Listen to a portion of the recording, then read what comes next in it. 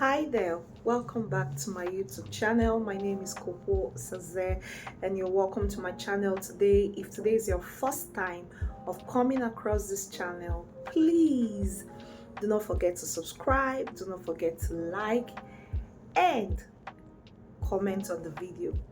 3, 2, 1.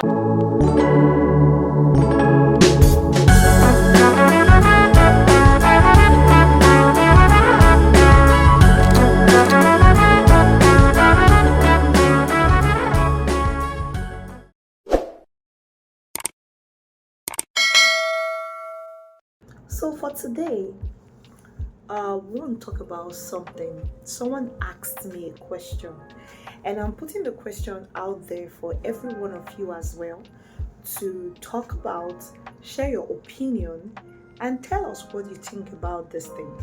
So the question is,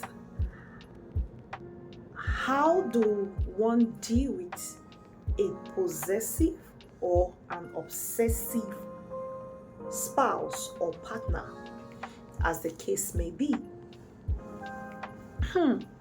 You see, sometimes some of these questions can be really tough and not like it's difficult to answer, but sometimes we could have really a straightforward answer to give, but most times people don't like the straightforwardness. They'll like us to taking a journey to Lagos. Instead of going straight through the normal route, they want us to go through and go to Benin first, get to Benin and then turn back and come again and be going to Lagos. They like the rigmarole, but I'm going to try and explain to us really what these things mean. When you say someone is possessive, a possessive spouse, it means the person has a strong desire of ownership, a strong desire to own you, to have a ground for ownership, a strong desire for to have God. I'm looking for the very word to use, but let me just use the simple word of a desire for ownership.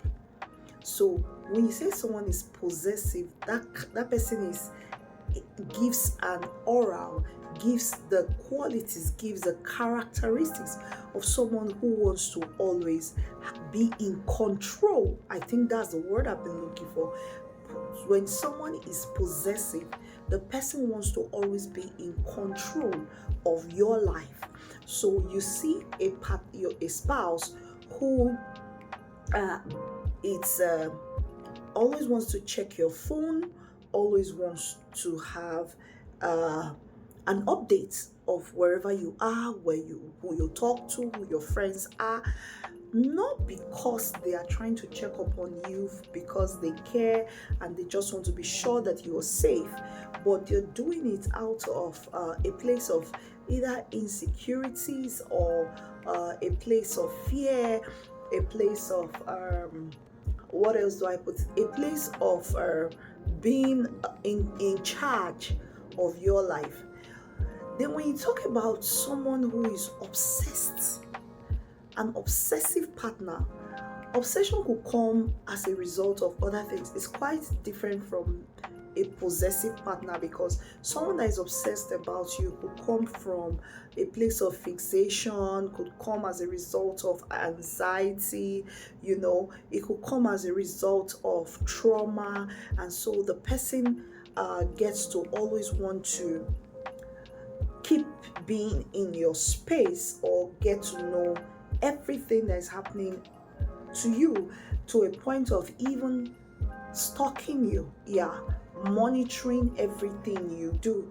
Now, why one person is doing this from a place of control, wanting to gain control of your life, the other person is doing it from a place of probably as a result of too much care, a place of infatuation that has now grown into lust, or a place of anxiety.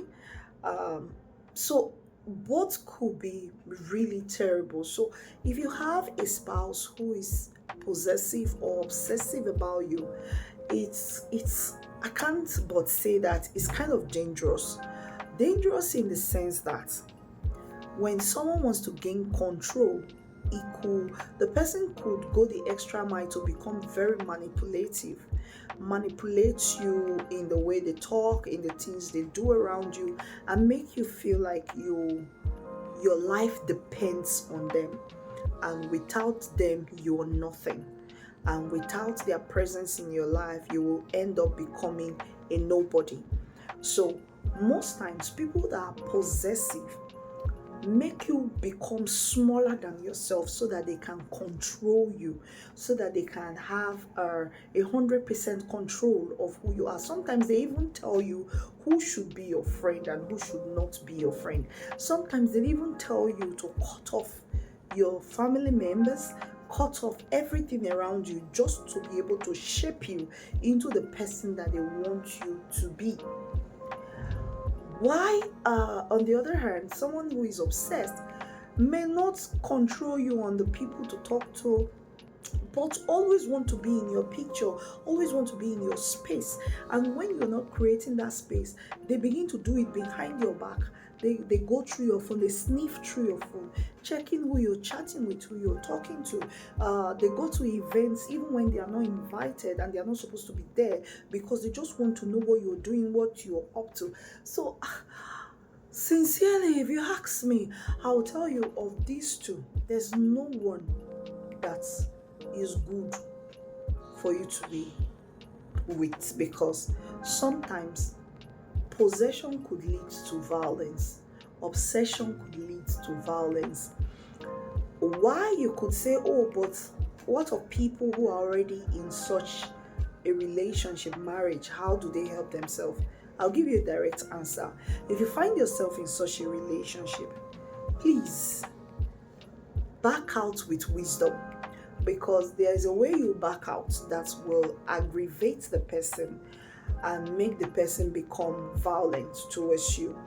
So look for possible ways to seek help. Probably go for counseling and whatever you can do, but make sure you don't end up in marriage. Yeah.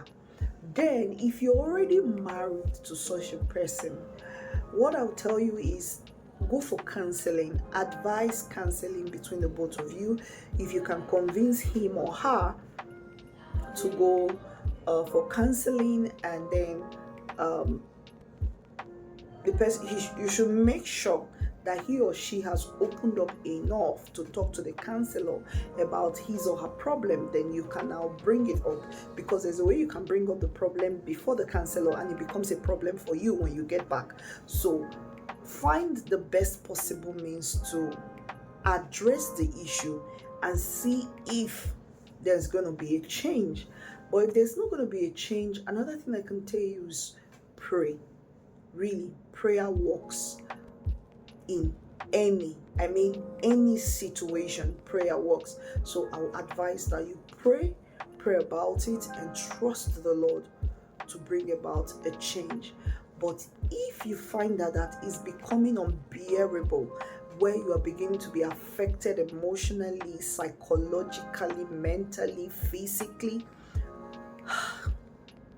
as painful as it is, but I will say run for your life, because both possessive, obsessive partners are people you should not be with. People you should not be with. They should be able to come to a place where they can be with someone who they are not trying to manipulate and gain control over, or someone who they are not overly attached emotionally or whatever around. So if you ask me, how do I handle such people? I'll tell you, help them to seek help. Help them to go for counseling, for therapy, to help them overcome their challenges, because it's actually a challenge, but the good thing is it can be dealt with. So I hope I've helped to answer those questions. If you're connected today's your first time, please do not forget to click the subscribe button. And if you're a regular here, please, I need to see your comment. What do you think possessive, obsessive spouse or partner? What do you think about it? Thank you for watching today. Till I come your way again, stay blessed.